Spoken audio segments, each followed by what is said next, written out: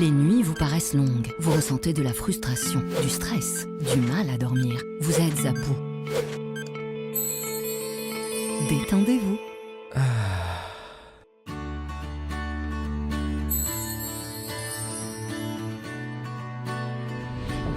Réduction du temps d'endormissement, diminution des réveils nocturnes, relaxation. Une bonne nuit, ce n'est plus un rêve. Ce produit est un complément alimentaire sans dépendance disponible en pharmacie. N'hésitez pas à demander conseil à votre pharmacien. Mérinal, notre priorité, la qualité. Pour bien s'entendre, il faut bien s'écouter. Rendez-vous sur M, la petite radio du Grand Maghreb. Radio M, le café presse politique.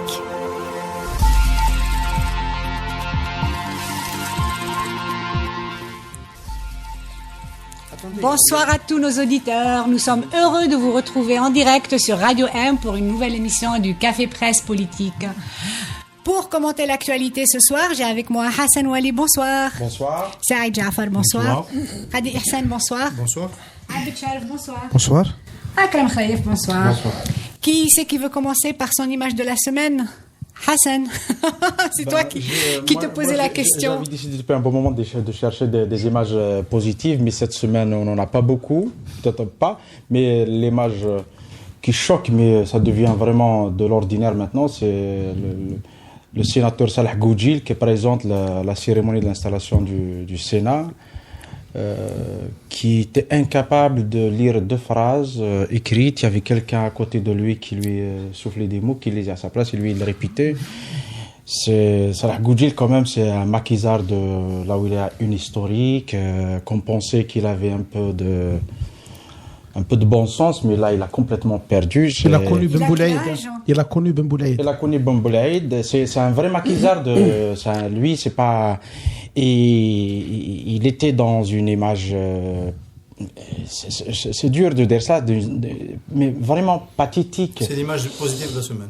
Pathétique et voilà, je pense que il symbolise un peu pas le vieillissement de ceux qui dirigent le pays, mais Hassan Wali, c'est un peu le thème de la première partie, donc on a bien compris, merci beaucoup. Je te poserai la première question sur ça.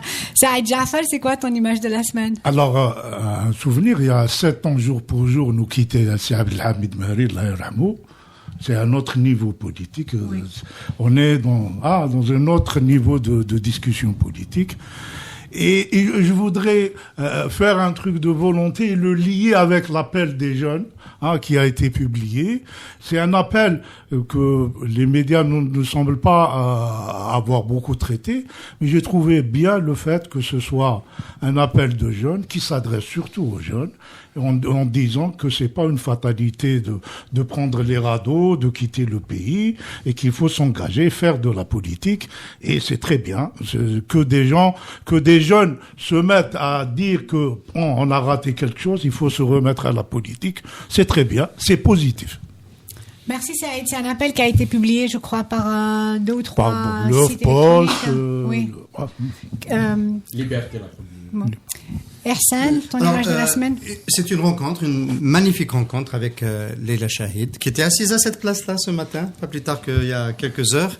Leila Chahid, grande figure, belle figure de la diplomatie et du mouvement national palestinien, ambassadrice notamment à Paris et à Bruxelles, une grande fraîcheur intellectuelle, qui a Alger, donc, grâce à l'Institut national, à l'Institut français qui organise à travers le monde, la Nuit des idées, c'est demain, donc la Nuit des idées, il y aura des débats dans plusieurs spots à Alger, et Leila Chahid va intervenir sur cette question essentielle, parce qu'elle a dit à un moment donné, je ne vois plus beaucoup d'horizons dans la politique parce qu'il y a eu l'échec du processus politique, mais il y a un bel horizon qui reste ouvert devant la subversion par l'art et la culture. Elle est magnifique, cette femme. Absolument. Moi, j'ai eu le plaisir de la rencontrer quelques jours avant et effectivement, elle est splendide. À suivre sur Radio M dès demain matin en podcast. Abed Sharif, ton image de la semaine? C'est ce qui se passe au Venezuela. Moi, je suis fasciné par ce qui se passe dans ce pays. On a une guerre à grande échelle qui se prépare, avec des acteurs qui sont là Et c'est la mécanique qui est en train de se mettre en place. On la voit, tout le monde la voit, et pourtant elle se met en place pour détruire un pays. C'est quelque chose de fascinant. Akram Khaïf. Plus près que le Venezuela, la Libye. C'est passé totalement inaperçu, y compris dans les médias algériens. Le maréchal Haftar a opéré un véritable blitzkrieg vers le sud et vers maintenant l'ouest libyen. Je pense que de plus en plus, on va s'acheminer vers une suprématie de Haftar en Libye. C'est la deuxième fois que tu nous rapportes des informations qui ne sont pas, dont on ne parle pas beaucoup dans les médias ici, qui viennent de Libye. C'est lui. Non, mais c'est dans la presse d'aujourd'hui, peut-être qu'il n'a pas lu tous les journaux.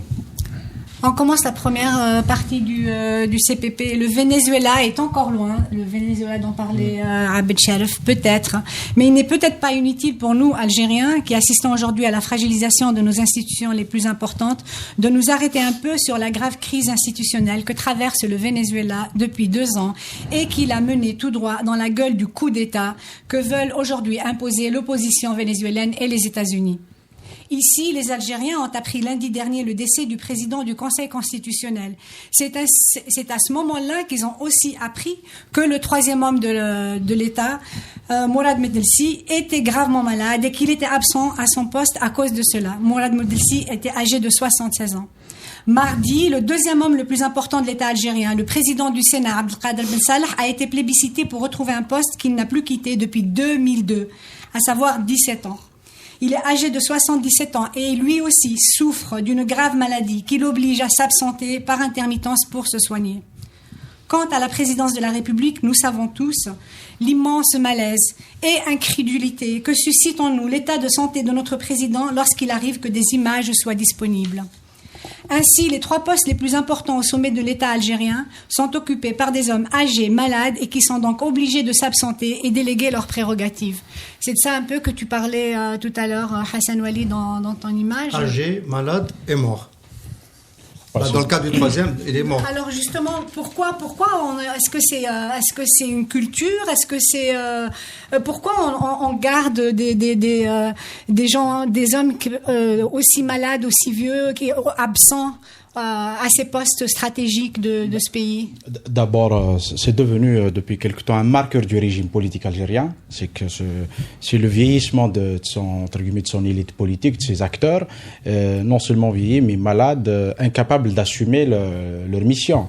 Et ça dit une autre chose, à mon avis. C'est l'absence, on a l'impression que le régime politique a consommé tout son personnel. Il n'arrive plus à recruter.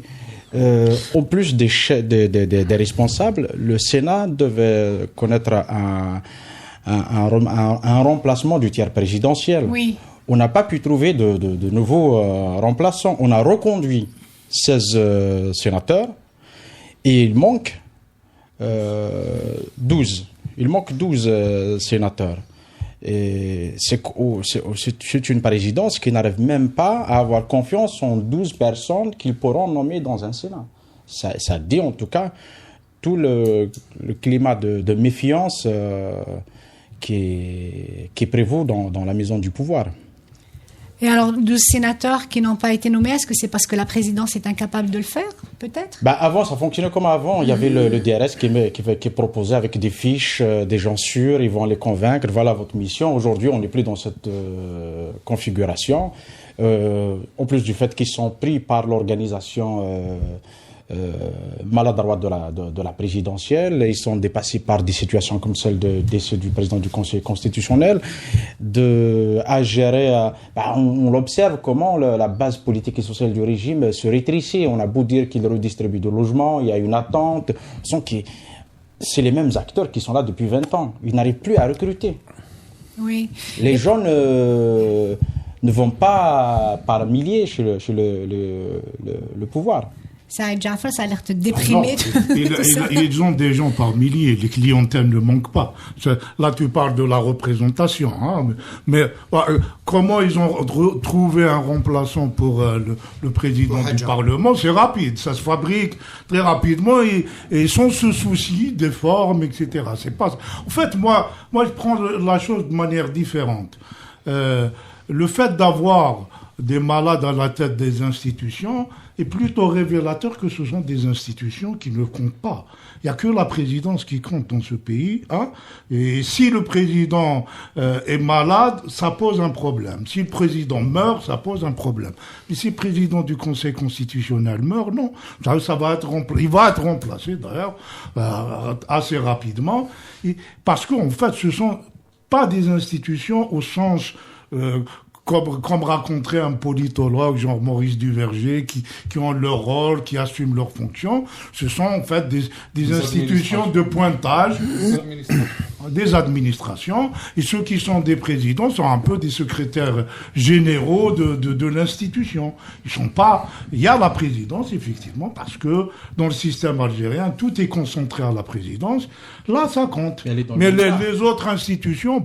Elle est dans le même cas, la présidence. Oui, il n'est pas mort. Tant qu'il est vivant, il continuera à faire fonctionner la chose comme ça.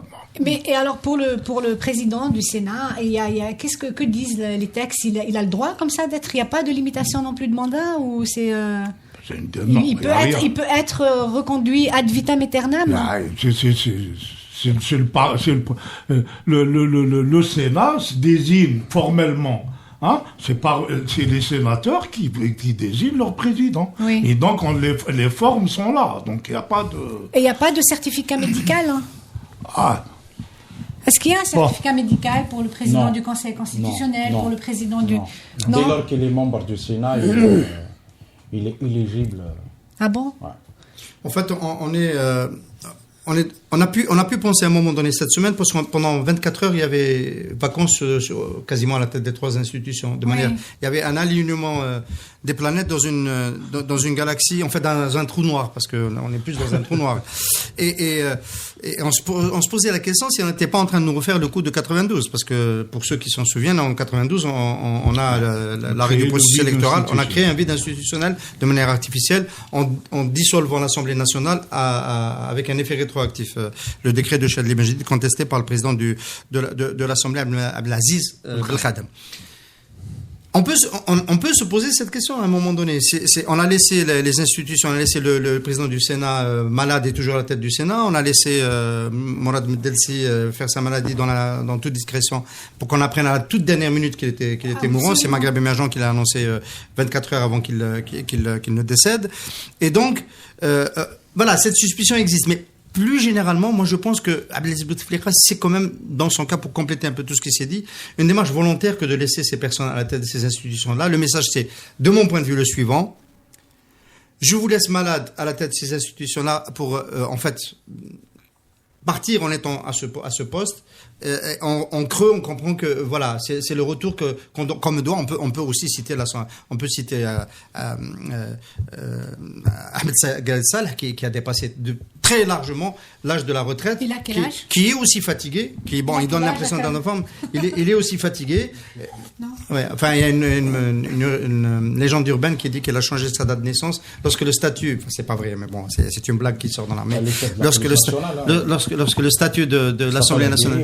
Voilà, qui est très vieux, le patron de la DGSN. Et donc voilà, le message, c'est une gérontocratie solidaire générationnellement, de sorte que chacun puisse rester dans son poste jusqu'à ce que mort s'en suive. Et l'enjeu central, c'est que Bouteflika reste à son poste jusqu'à ce que mort s'en suive.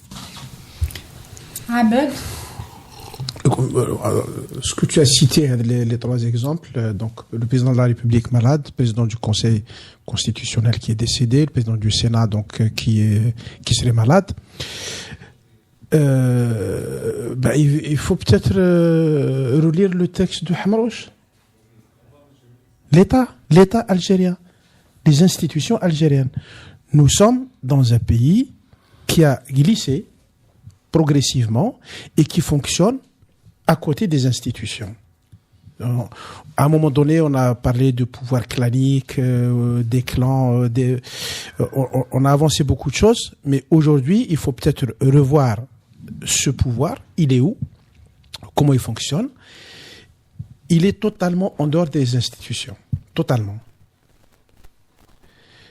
Monsieur Medelsi, Allah yarhamou, mais quelqu'un a sorti une vidéo dans laquelle on disait il y a quelques années qu'il avait peut-être une clé pour sauver le pays. C'est quelqu'un qui avait des prérogatives qu'il n'a jamais exercées. On va pas attendre de monsieur. Qui se souvient d'une déclaration fracassante ou d'une déclaration qui a du contenu émise par monsieur Ben Salah en 17 ans à la tête du Sénat? C'est quelqu'un qui n'existe pas. Oui. Après avoir exercé 5 ans à la PN. Donc oui. voilà, il a fait une carrière comme deuxième membre de l'État. Il n'a jamais fait une déclaration qui ait du sens. Donc voilà. Alors, mais ça c'est quelque chose qu'on sent, qu'on voit. La difficulté, ça va être comment ramener le pouvoir dans les institutions. Cette présidentielle vers laquelle on va, est-ce qu'elle peut jouer un rôle dans cette direction-là? Évidemment, non.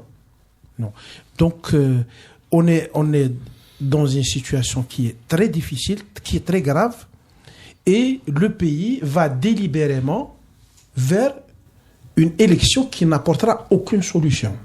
Et qui va aggraver, en fait, la situation, je crois. La situation ne peut que s'aggraver, oui. Parce que ce n'est jamais statique. Soit on avance, soit on recule. C'est jamais statique. Si on n'apporte pas les remèdes, ça veut dire que ça va s'aggraver. Forcément. Et je vais revenir à toi, Akram, mais c'est toi qui as donné l'image du Venezuela, et on voulait un peu parler de la situation au Venezuela. La Libye. Non, je parlais de Abed, je disais que j'allais revenir à Akram. C'est-à-dire cette situation dans laquelle on est, de fragilité de toutes nos institutions. Est-ce qu'il n'y a pas un parallèle quand on voit comment la crise institutionnelle s'est aggravée petit à petit au Venezuela, à en arriver à aujourd'hui à ce que tu appelles une préparation d'une guerre qui va déchirer un pays?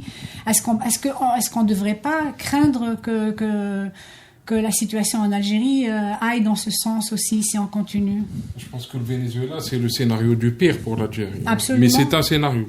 Oui. C'est un scénario, c'est une éventualité, donc c'est une projection possible dans le futur. J'espère qu'ici, les gens qui sont au pouvoir ont conscience de ça. Ce qui arrive au Venezuela aujourd'hui en termes économiques pourrait nous arriver en 2021 ou même, oui. C'est un peu peut-être le même même avant, économique. exactement. Oui, c'est vraiment problématique, et c'est un bon enseignement pour le régime qui a cette capacité, qui a eu cette capacité par le passé de se réformer et de faire un minimum d'ouverture, de le préparer dès maintenant. Et on a parlé de génération, c'est aussi peut-être une opportunité, hein. C'est aussi peut-être une chance pour nous dans 2 ans, 4 ans, 5 ans. C'est toute une génération qui va partir d'un coup, et tout un vide qu'il faudra remplacer. Moi, ça me gêne quand on pose le problème en termes de génération. Ça me gêne beaucoup. On en a déjà parlé. Monsieur Taliba est un homme relativement jeune. Monsieur Ali Haddad est un homme jeune. Ou Yahya n'est pas si âgé que ça. Donc c'est une question de contenu politique, c'est une question de démarche, de contenu, de projet. J'essaye de voir est-ce que l'Algérie peut, est-ce qu'il peut y avoir des failles, disons, qui poussent à une situation de type Libye, de type Venezuela. Cette histoire de cocaïne, moi, elle m'intrigue. Est-ce qu'on est en train de dire que l'Algérie est un narco-État? Est-ce qu'on est en train de dire que c'est un pays qui consomme de la drogue ou par lequel la cocaïne transite vers l'Europe? Est-ce que ça peut être un élément, disons, d'attaque contre l'Algérie? J'ai fait une petite expérience sur les réseaux sociaux cette semaine en parlant du Venezuela. Alors, j'ai été frappé par les commentaires de gens qui donnent pratiquement raison aux Américains et aux Français qui veulent renverser Maduro. Et c'est des gens qui ne se rendent pas compte. On a l'expérience libyenne, l'expérience syrienne devant nous. Et en Algérie, j'étais étonné par le nombre de gens qui ont cette réaction. Et puis je me suis dit, après tout, l'élite politique algérienne qui est au pouvoir, c'est-à-dire les principaux partis, les plus grandes associations, les associations patronales, syndicales, etc., elles aussi sont dans une complicité pour tuer les institutions du pays. Alors, pour les gens qui voulaient un consensus national pour sauver le pays, moi je me rends compte qu'il y a un consensus, une sorte de consensus national pour tirer le pays vers le bas. Et c'est une image très inquiétante, c'est le pouvoir, du moins dans son action, parce que les bonnes volontés individuelles, les officiers intègres, les fonctionnaires honnêtes, etc., bon, ça existe forcément.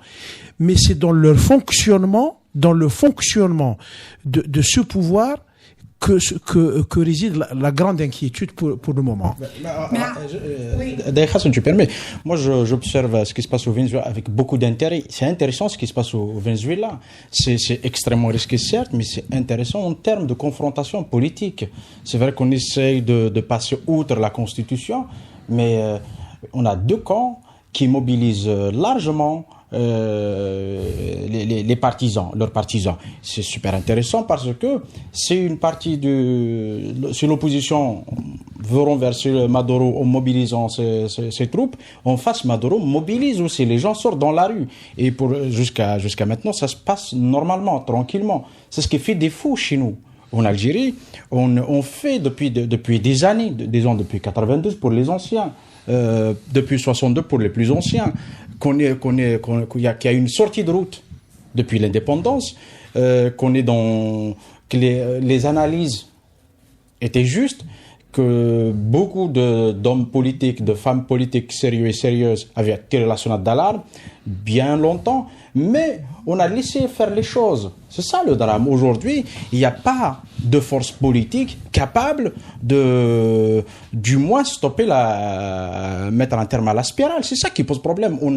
L'un des principaux reproches qu'on pourrait faire à l'opposition dans ces différentes version, c'est qu'elle fait une critique sérieuse du pouvoir, elle est juste, mais elle est incapable de mobiliser. C'est vrai qu'aujourd'hui, on arrive à un moment où on dit c'est pas intéressant de mobiliser, il y a un risque de débordement, un risque de violence et tout.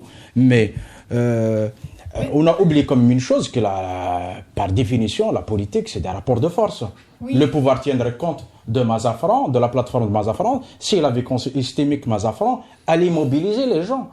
Mais de pousser à ce point à avoir des institutions qui ne servent absolument, c'est-à-dire c'est un vrai problème de vider les institutions. C'est pas nouveau. Au Venezuela, on en est arrivé là parce que c'est aussi, je veux dire, il y a clairement une volonté de l'opposition et des États-Unis de faire un coup d'État, mais c'est parce que aussi, il y a 2 ans, Maduro, contrairement à Chavez, a complètement pris les pouvoirs, a confisqué les pouvoirs d'une assemblée librement élue. Il a inventé une assemblée constituante.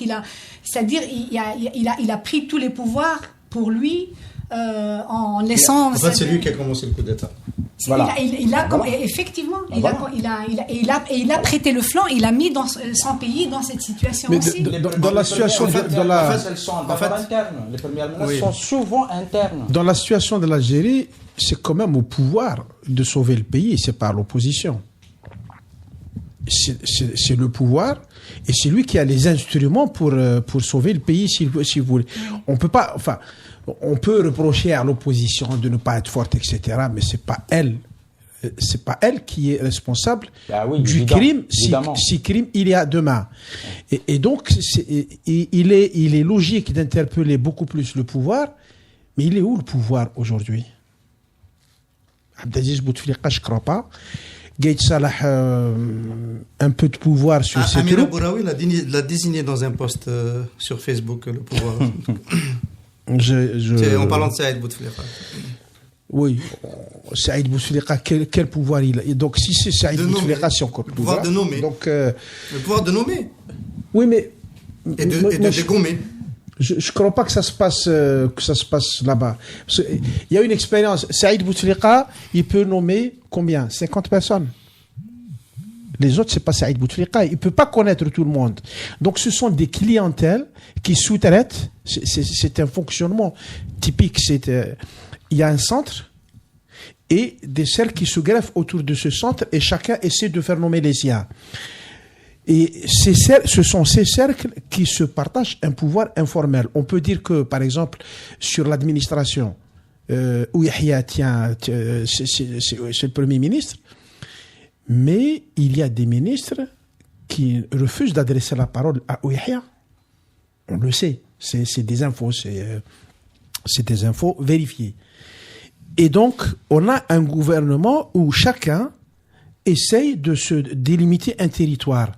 On se partage le gâteau et on revient toujours à la même formule. On n'est plus dans le fonctionnement d'un État.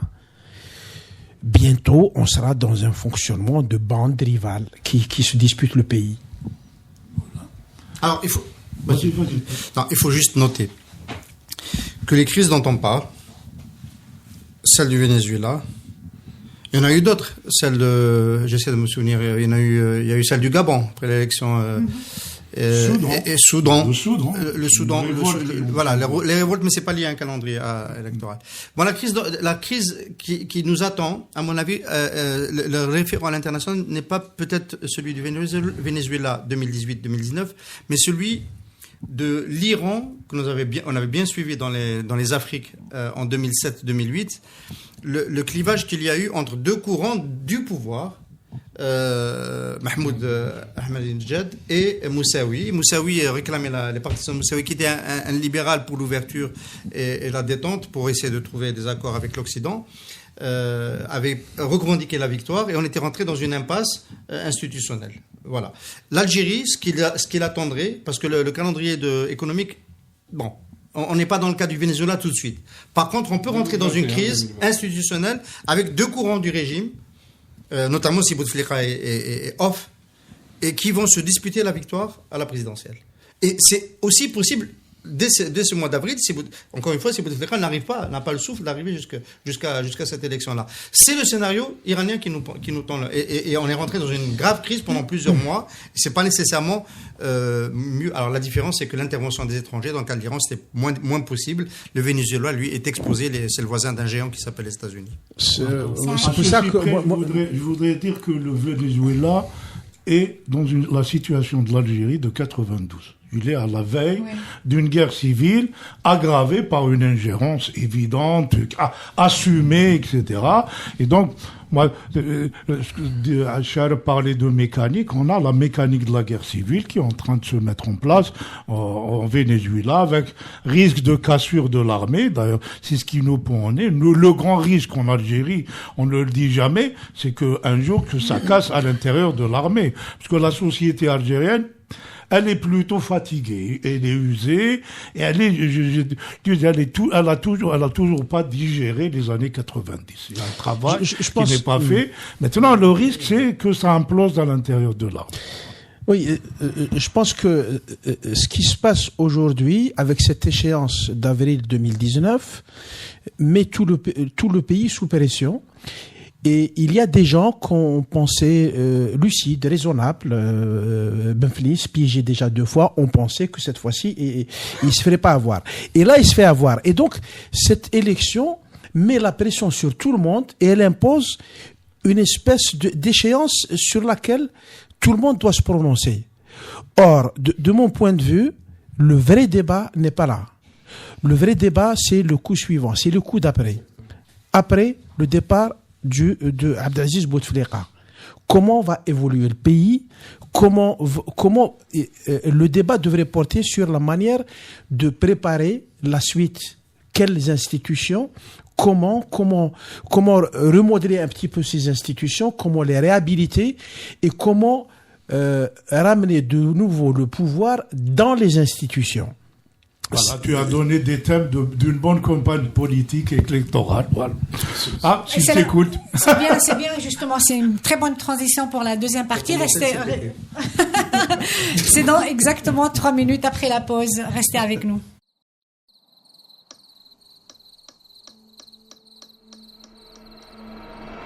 Les nuits vous paraissent longues, vous ressentez de la frustration, du stress, du mal à dormir, vous êtes à bout. Détendez-vous.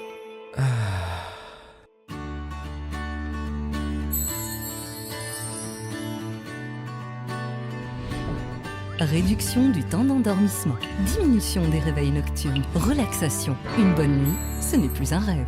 Ce produit est un complément alimentaire sans dépendance disponible en pharmacie. N'hésitez pas à demander conseil à votre pharmacien. Mérinal, notre priorité, la qualité. Pour bien s'entendre, il faut bien s'écouter. Rendez-vous sur M, la petite radio du Grand Maghreb.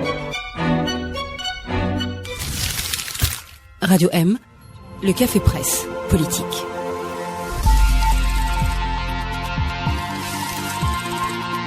Nous sommes de retour sur le plateau du Café Presse Politique. Après une première partie un peu déprimée, on comprend. Mais pour cette deuxième partie, Abed Sharif voudrait faire une annonce choc. Ah bon?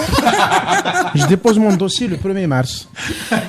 Voilà. Alors, est-ce que tu vas ramasser les signatures ici? Si tu vas commencer à les ramasser. J'utilise des mots très précis. Je dépose mon dossier le 1er mars. On a compris que c'est le dossier de retraite. Ah, c'est le dossier de retraite. Moi qui pensais que tu voulais te présenter. Donc, dans cette deuxième partie, nous allons parler d'un candidat qui fait beaucoup courir les journalistes et qui soulève la controverse. Le candidat Ali Rdiri, général à la retraite, qui avait été menacé d'être poursuivi en justice par le MDN parce qu'il n'aurait pas respecté son devoir de réserve, a fait ses 2 premières sorties publiques samedi dans un entretien à Radio M et dimanche lors du forum du quotidien Liberté. Il est un peu l'élément inattendu, le outsider, je dirais, même si Saïd Jafar n'est pas d'accord avec cette expression, de cette élection. Un outsider, pour l'instant, absolument. Alors, nous en savons un peu plus sur le personnage maintenant qu'il a fini par parler. Mais sa démarche n'en demeure pas moins un peu énigmatique. Alors que tous les autres candidats, entre guillemets, sérieux, semblaient conditionner leur participation à l'élection à la présence ou non du candidat Bouteflika, lui arrive et dit « J'y vais pour vaincre, je n'envisage pas la défaite, que Bouteflika se présente ou pas, cela ne change rien à ma démarche. » Alors ma première question, comment cela est-il en train d'impacter l'opposition déjà, Ihsan? Un cadeau, ça, pourquoi? Bon, il y avait deux options avec la candidature du général à la retraite Ali Rdiri. C'était soit que ça fasse pchit, soit que ça donne quelque chose. D'accord. Pour le moment, ça n'a pas fait pchit. C'est peut-être en train de donner quelque chose. C'est quoi ce quelque chose? C'est un intérêt des citoyens qui se disent il y a quelqu'un de nouveau qui parle différemment, qui n'est pas dans les codes de la politique habituelle, qui n'a pas peur de défier le système, qui le connaît très bien, qui en sort, et qui donc est digne d'intérêt.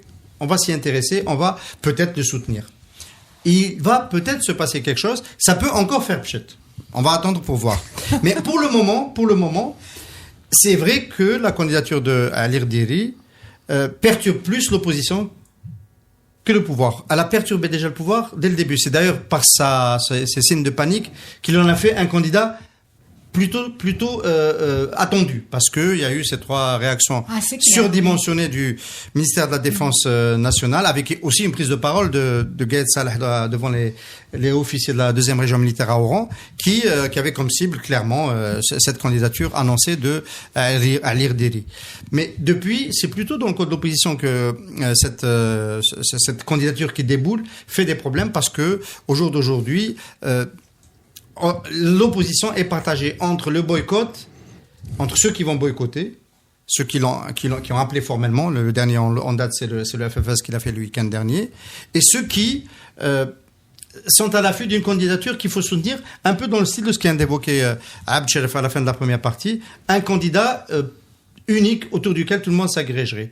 Bon, évidemment, il est trop tôt pour dire que c'est Ali Rdiri qui peut occuper cette fonction, mais la question avance et on sent des divisions partout, y compris d'ailleurs dans Mouatana. En 2014, Ali Ben Flis s'est enfermé en déclarant qu'il restait candidat, quel que soit qu'est-ce que l'évolution des choses, que Bouteflika soit candidat ou non.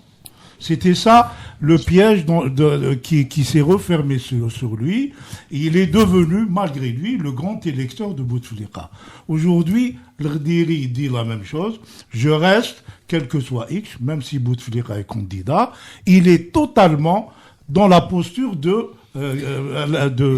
Ali Benflis. Et c'est pour ça qu'aujourd'hui, Ali Benflis est dans l'embarras. Ali Benflis a quand même vécu 2 expériences. Il sait que il n'y a pas d'élection quand le président Bouteflika est candidat. Il n'y a pas d'élection. Et il réserve son moment jusqu'à avoir une certitude que Bouteflika sera ou ne sera pas candidat, alors que Ali Rdiri est candidat quel que soit X. Et donc il est d'emblée le grand électeur dans cette élection qui est fermée, qui n'en est pas une. Voilà. Mais en même temps, il dit des choses qui sont complètement différentes par rapport dans sa démarche par rapport aux autres candidats. Moi, je suis allée voir un peu à quoi il ressemblait au Forum de Liberté. Et comment dire, il dit quand un journaliste lui a demandé pourquoi justement qu'est-ce qui fait que quelqu'un comme lui va à une élection qui est fermée, il dit je sens que c'est le moment. Est-ce que ça veut pas dire il pense que ça serait vraiment énorme que l'armée remette encore Abdelaziz Bouteflika pour un 5e mandat? Est-ce que c'est ça qui... Je peux dire quelque chose. Oui. Vas-y. En général, dans une situation normale, quand tu es un homme politique ou une femme politique, tu fais des projets en fonction d'une réalité, de possibilités de gagner. Alors tu évalues, tu dis j'ai 50% de chance, 60, etc. Aujourd'hui, ceux qui sont dans la candidat, sur quelle marge ils jouent? Ils ont à 99% de possibilités que ce soit Bouteflika qui soit candidat, ils sont éliminés. Donc ils jouent sur le 0,02% que le pouvoir laisse aux autres candidats. Et ça donne l'idée du champ politique algérien. La marge qui est laissée, c'est l'incertitude sur la vie de Bouteflika et uniquement sur ça. Il n'y a rien d'autre. Kalam, toi, tu l'as appelé la semaine dernière, tu as appelé le prince charmant. Et là, la dernière fois, je parlais de ces élections en des termes un peu méchants, en disant que c'était un peu croire au Père Noël. Là, j'ai vraiment l'impression d'être un commentateur sportif libyen en 2002-2003, en train de commenter un match de l'Ahli Tripoli avec Saadi Kadhafi comme avant-centre. Donc, à un moment, il faut être sérieux. Ces élections ne vont pas compter. Elles ne vont pas compter. Et dans la perspective de l'après-élection, comme disait Abdcharf tout à l'heure, la préparation du coup d'après, l'équation est simple. Le régime va s'apercevoir qu'il faut des réformes et qu'il faut de l'ouverture.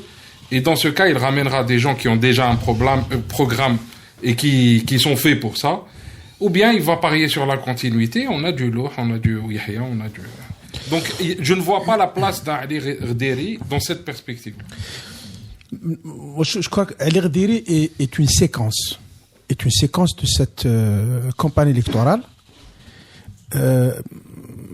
Moi, depuis le début, pour moi, ça ne va pas compter. Maintenant, il y a une telle demande au sein de l'opinion que on s'accroche à la moindre branche, et donc on a fait de M. Rdiri, tu as utilisé le mot outsider. Sur quelle base? Moi, je le vois venir en 7e ou 8e position s'il participe à l'élection. Ça veut seulement dire que c'est le c'est pas important. Hein. Je sais pas ce que vous lui donnez comme sens. C'est pas important.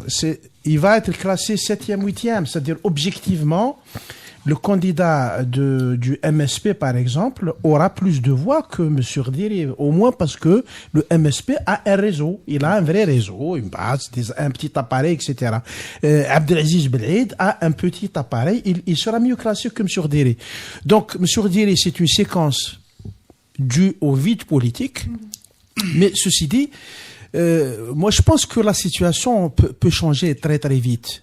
Le départ du président Bouteflika, on parlait de ça, d'un certain nombre de gens tout à l'heure. Le départ du président Bouteflika va signifier le départ de Gaït Salah, du président du Sénat, d'un certain nombre de ministres, de tout ce qui constitue le premier cercle autour du président Bouteflika, c'est-à-dire son frère Saïd, son frère Nasser, leurs clients les plus proches, etc. Et ça va, les cartes seront complètement rebattues. Et on aura, effectivement, à ce moment-là, on aura une nouvelle génération. On peut dire que ça sera la génération Ouyahia. Dans cette génération Ouyahia, quelles sont les forces pour aller vers du changement ou là, vers le conservatisme?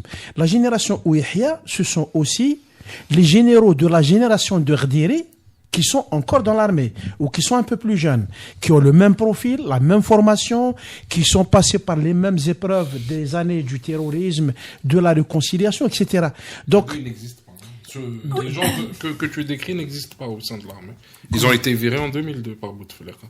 Mais les gens qui sont dans l'armée, c'est qui? Les gens qui ont 60 ans aujourd'hui. Ils sont très peu nombreux.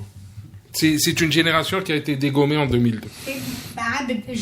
Juste parce que tu disais qu'il n'a pas de réseau, il ne peut pas, etc. Je voulais juste rappeler que Donald Trump, quand il a commencé sa campagne électorale, c'était exactement le même discours que tenaient les autres républicains, les démocrates, les médias aux États-Unis pour dire qu'il n'avait aucune chance d'y arriver. Il est le président des États-Unis. Il a compté sur la base électorale républicaine, quand même. Non. Et ce sont deux contextes totalement différents. Trump avait quand même quelques milliards de dollars et il avait l'appareil du Parti républicain. Donc Alors il a publié son patrimoine. Et au forum de liberté, c'est sympa. Il soulève quand même de la sympathie parce que il donne l'apparence de quelqu'un d'honnête. J'y arrive. Il donne l'apparence de quelqu'un qui est honnête. Il publie son patrimoine. Les autres, c'est pas trop. Mais il y a quelque chose quand même. Il y a quelque chose d'hallucinant quand même. Il y a quelque chose d'hallucinant dans ce plateau. Pour ceux qui ne savent pas, il a un appartement. C'est ce qu'il dit. Il a un appartement, une maison en construction dans une promotion immobilière de 2004 qui est pas achevée, une Yaris que sa fille conduit, une Ibiza que sa femme conduit et une Peugeot 508 qu'il conduit lui-même. Donc cadre moyen qui part à la retraite. Voilà. Il y a quelque chose quand même d'hallucinant. D'abord, il y a cette facilité à effacer les gens, à dire qu'ils sont rien. C'est quand même pas sérieux quand même. Il y a des gens, ils existent d'abord, ils ont des convictions, ils ont des idées, ils y croient, ils y vont. Voilà, on ne peut pas venir comme ça au détour d'une phrase, les effacer, qui sont insignifiants, qui n'existent pas. Donc toi, tu prends... Non, attends, juste sur le plan des principes. D'accord. Il y a une contradiction de ce qui est en train de se dire depuis tout à l'heure. On dit... Il n'y a pas d'État. Ce qui se dit, ce que j'ai dit, Anna. Pourquoi tu te sens visible? Non, mais... De ce qui se dit, attends, mais laisse-moi... Non, mais attends. Mais ok, d'accord, ce que tu dis, toi, ce que dit Akaram, ok, d'accord, c'est pas le problème. Quand on dit, il n'y a pas d'État, il n'y a pas d'élection, mais on vient de dire, au terme du raisonnement, qu'il aura 2 voix, 1%. Ça veut dire qu'il y aura une élection, quoi. C'est ça le problème. Il y a une contradiction dans tout ça. Il y a une contradiction. Abd vient de dire qu'il n'y a même pas d'État, et quand on va aux élections, il serait classé derrière Mokri et Blaise. Peut-être, certainement. Mais ça veut dire qu'il y a une élection. Alors que, depuis tout à l'heure, on dit qu'il n'y a pas d'élection. Plus que ça, il n'y a pas d'État. Pardon. Je termine après. Non, attends, puisque c'est moi qui dis qu'il n'y a pas d'élection. Autant pas éclairer. Pas que toi. Non, je vais te le dire. Les élections en Algérie se jouent avec 20% de l'électorat. On va pas faire semblant. Ça se joue avec 20% de ces autres. Cet électorat, c'est 20%. Une partie est captive parce qu'ils sont des clientèles du FLN, du RND. Et moi, c'est comme ça qu'on dit. Si Abd te dit qu'il pronostique qu'il va se classer tant, c'est en partant d'un constat qu'on fait de toutes les élections précédentes, où le vote se fait sur la base d'une petite fraction. Moi, je garde en tête, j'étais encore étudiant en 99. Une seconde. En même temps, Ali Rdiri, il interpelle les citoyens en disant oui, c'est de lui qu'on parle. Je sais que bon, on en est bien. On disait il va finir 8e et tout ça, on savait plus de qui on parlait. Voilà. Non, mais attendez, laissez-moi terminer. Il interpelle quand même les citoyens en disant c'est aux Algériens de s'imposer, de défendre leur élection. C'est-à-dire... Ça a été le discours de Benflis. Laisse-moi juste terminer, je vais juste une phrase. Le grand problème de toutes ces élections, c'est que on n'arrive plus, personne n'arrive à mobiliser l'électorat abstentionniste. Cet électorat-là n'y croit pas. Il est comme nous. Il dit aussi, on ne croit pas à cette élection. C'est pour ça que c'est difficile. C'est pour ça que c'est difficile. On ne peut pas dire qu'Ali Ldiri peut arriver, peut se présenter, peut interpeller le peuple, comme on dit. Mais ça veut rien dire. Ça ne veut pas dire forcément qu'il va réussir. Non, mais bien sûr. Mais j'étais encore étudiant en 99. Il y avait les ténors de la politique qui étaient dans la compétition. Et est-ce qu'on s'était dit la même chose à ce moment-là? Alors qu'à ce moment-là, on savait que, de manière évidente, de manière claire, que Bouteflika était le candidat de l'armée qu'on allait imposer, même si on allait mobiliser tous les Algériens. Des candidats sérieux. Des candidats... Mais d'abord, non, des candidats sérieux. On peut le... Attends, je termine. Non, des candidats très sérieux. Moi, je trouve que c'est un bon parallèle. Hussein Ahmed, c'est Mouloud Hamrouch, c'est Ahmed Talb Brahimi, c'est Youssef Al-Khatib, de Moulan, Moqdad Sifi et Abdallah Jabla ont cru à la parole donnée par Zarwal. Zarwal, il a été tous les voir leur dire venez, c'est sérieux cette fois-ci.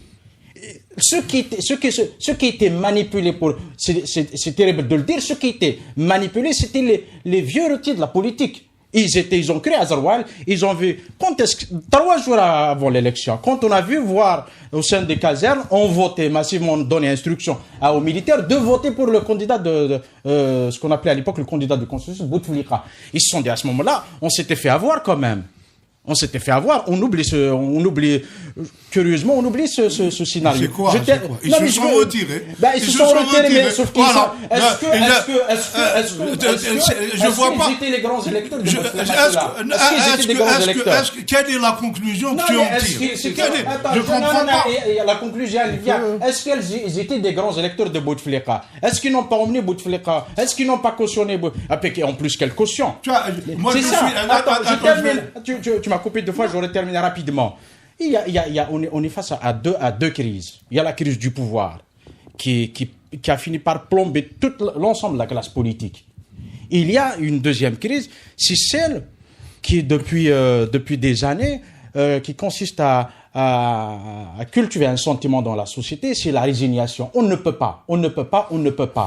J'ai bien peur que le jour où on pourra, on ne serait pas au rendez-vous. Ça, le vrai problème. Bien. Attends, je termine. Tu termines. Non, mais je termine. On n'apporte jamais la réponse à cette grande question. On n'apporte jamais la réponse. C'est ça le vrai problème. C'est un vrai dilemme. Et alors, moi, je dirais ceux qui poussent à la résignation, ce n'est pas des alliés objectifs du pouvoir, c'est des alliés tout court. Voilà. Alors, je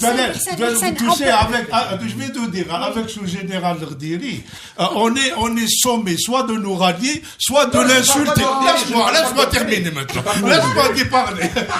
On est sommé. Si tu parles de Ldiri. Alors, on va pas mettre nous faire semblant. Non, soit on est sommé de se rallier, soit on l'attaque. Non, moi, je vais te dire, objectivement, moi, je connais Ali Benflis mieux que Ldiri. Je ne connais pas Ldiri. Est-ce que ça vous choque que je vous dise ça? Non, moi, je connais Ali Benflis, je connais son parcours, je connais ses idées, et Ali Ldiri, il vient de sortir. Pourquoi voudrais-tu que je m'enflamme pour Ldiri? Je ne parle pas de Ldiri. Maintenant, moi, je réfléchis au-delà des personnes, je réfléchis comment le système est installé durablement, y compris sans fraude électorale. Et il a réussi à dégoûter tous les Algériens. C'est pas moi qui dégoûte. Celui qui veut aller voter, qu'il y aille. Exactement. Moi, je ne vais pas voter. Là, c'est tout. Alors, je n'ai pas parlé de... Je n'ai pas... Je n'ai pas parlé de... Je n'ai pas... Il a pas... Vous l'avez pas dit. Je n'irai pas voter si Bouteflika se présente. Voilà. C'est important. Oui, c'est ça. Si Bouteflika se présente. Mais attendez. Encore une fois, je précise, je n'ai pas parlé d'ordre. Je parlais d'une situation. Tu n'as pas parlé d'Ordiri. Voilà. Bon. En fait, on est dans un moment important. Moi, j'écoute beaucoup BFM Business le matin dans ma voiture grâce à la 3G. Il y a une formule qui dit, les éléments, les tendances, alors c'est sur les marchés pour les traders, c'est très important. Il y a un slogan comme ça qui dit les tendances de la veille ne sont pas nécessairement les tendances de demain. Toujours. On rappelle parce que bon, s'il y a une tendance baissière, ça ne va pas dire que le lendemain ça va être aussi et inversement. J'ai envie de dire que c'est la même chose en politique. Ce qui était vrai en 2004, en 2008, en 2014, 2009 n'est pas nécessairement vrai en 2000. La bourse algérienne bouge beaucoup. Non, pas beaucoup. N'est pas nécessairement vrai. Pourquoi c'est pas vrai? Pourquoi c'est pas nécessairement vrai? Objectivement, on pourrait répéter que les mêmes causes produisent les mêmes effets et que avec le candidat du pouvoir, le pouvoir va tout faire en sorte que Bouteflika se présente. Si Bouteflika se présente, on va le faire gagner. L'administration va le faire gagner. Le problème, c'est que on est dans un moment politique où il est possible de créer une nouvelle situation politique conflictuelle. C'est-à-dire, s'il y a un candidat qui arrive à mobiliser une petite partie de tous ces Algériens abstentionnistes qui n'y croient pas, qui arrive à les mobiliser et qui fasse qu'ils sortent des scores que faisait Benflis, qui étaient très loin de ceux de Bouteflika, évidemment gonflés, ceux de Bouteflika, on peut se retrouver devant une situation politique nouvelle parce que, en plus, on n'est pas certain que le président élu, poussé par l'administration et forcément peut-être trafiqué, va pouvoir assumer son rôle. On n'est pas sûr du tout qu'il puisse assumer son rôle. On est même sûr de l'inverse. Il ne pourra pas prêter serment et on est dans une situation complètement kafkaïenne. D'où, aujourd'hui, peut-être que les erreurs du passé d'avoir servi de grand, entre guillemets, électeur à Bouteflika, si les choses tournent différemment, c'est peut-être pas une erreur, c'est peut-être la bonne stratégie. C'est pour ça que moi, avec Mouatana, j'ai co-signé l'appel à ne pas à refuser ces élections, à refuser les élections si Bouteflika se présente. Mais en même temps, on a ouvert une session, on a dit on se revoit s'il n'y a pas Bouteflika parce qu'il peut y avoir une nouvelle situation. Et j'avoue qu'aujourd'hui, s'il y a un FRDD qui avance, la situation politique nouvelle peut pointer. On ne peut pas jurer de. Ça ne veut pas dire que ça change l'issue des élections mais le coup d'après dont on parle tout le temps. Le coup d'après, c'est maintenant qu'il est en train de se jouer. C'est pas après. Moi, je suis. C'est maintenant. La dernière fois, je participe à une course en espérant que le vainqueur se casse une patte. Que le favori. Non. On construit un rapport de force politique dans un. Je vais quand même. C'est pas en se marquant. Je vais quand même dire quelque chose. Moi, je suis sidéré par cette dérive dans le raisonnement dans laquelle on est en train de plonger. Le 18 avril n'est pas une échéance, c'est une fausse échéance. C'est l'agenda du pouvoir. Y aller, c'est s'inscrire dans la logique et la démarche du pouvoir. Deuxièmement, on va dire les choses brutalement. Se porter candidat en pensant que le président Bouteflika ne va pas aller jusqu'au jour de l'élection et donc celui qui sera là, il va devenir président. Le jackpot. Mais c'est de la folie.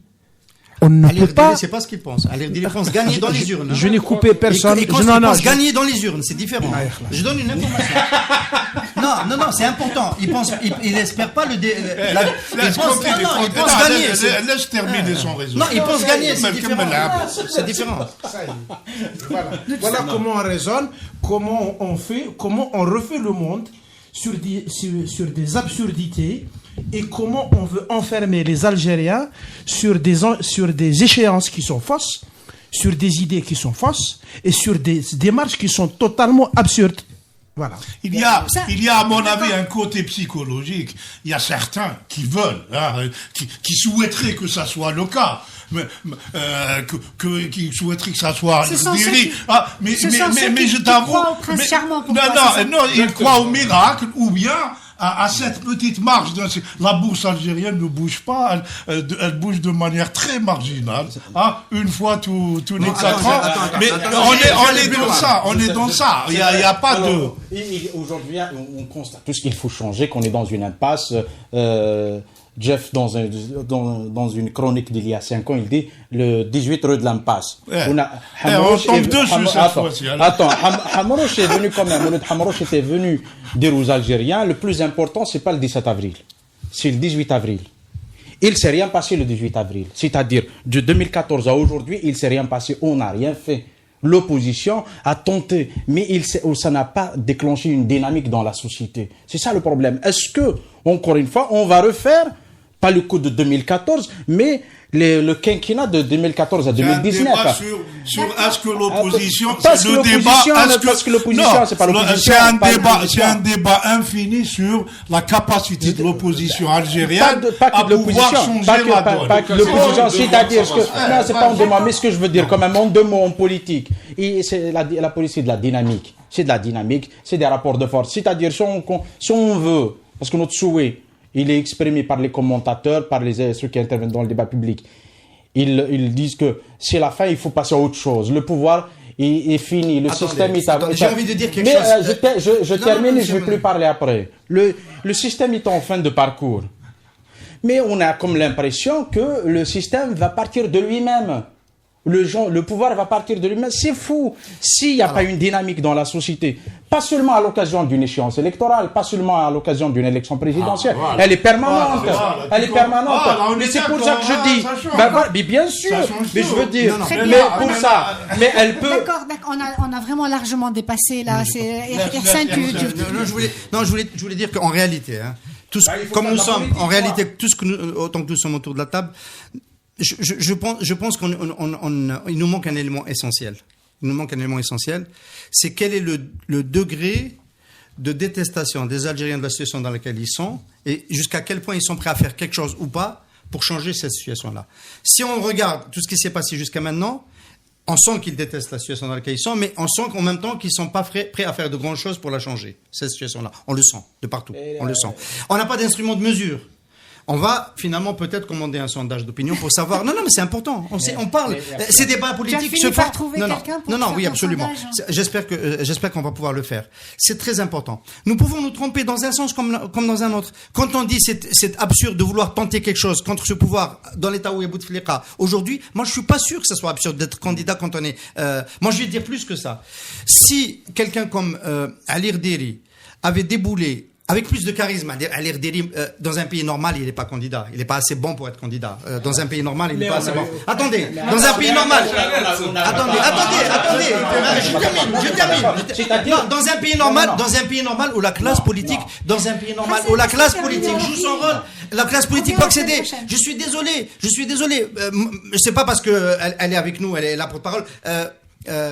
Zobeida Assoul incarne un projet et un charisme et une capacité à porter de l'espoir beaucoup plus importante, mais elle vient d'un autre horizon et elle ne peut pas fonctionner dans ce pays-là parce qu'on cherche de l'autorité, de la sécurité, etc. Dans un pays normal. Cela dit, Ali Erderi a des atouts.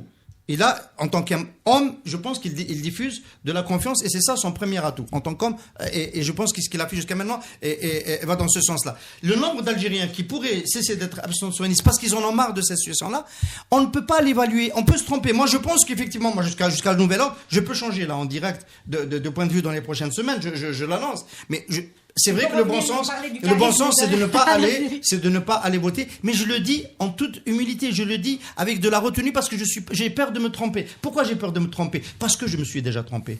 Je me suis trompé avec mes amis en 1994 avec Abd Sharif et Saïd Jafar. Nous avons appelé au boycott. Nous faisons partie des gens qui ont appelé au boycott. Pas de vote après l'arrêt du processus électoral. Rétablir d'abord le fils. J'étais pour Santé Gidio. J'étais pour faire respecter le contrat national et l'élection qui a porté Chedli à l'Assemblée, à la magistrature suprême, Zeroual à la magistrature suprême. Je considérais que c'était un nouveau viol. Et on a été balayé par une participation des Algériens qui ont redonné de la légitimité parce que eux avaient peur. Les Mishtet, les villages, ils avaient peur des terroristes. Ils vivaient une situation que nous, on ressentait pas suffisamment en ville. Et ils ont redonné de la légitimité à l'armée, au pays. On était obligé de dealer avec ça. On s'est trompé.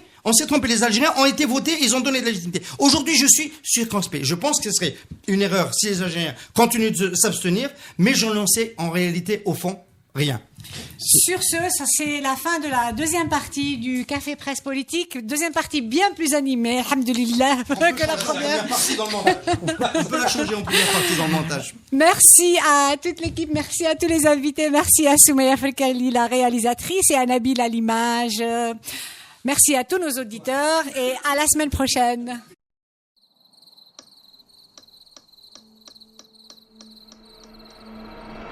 Les nuits vous paraissent longues, vous ressentez de la frustration, du stress, du mal à dormir, vous êtes à bout. Détendez-vous.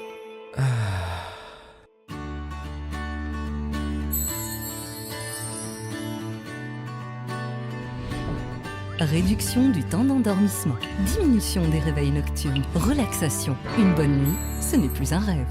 Ce produit est un complément alimentaire sans dépendance disponible en pharmacie. N'hésitez pas à demander conseil à votre pharmacien. Mérinal, notre priorité, la qualité. Pour bien s'entendre, il faut bien s'écouter. Rendez-vous sur M, la petite radio du Grand Maghreb. Radio M, le café presse politique.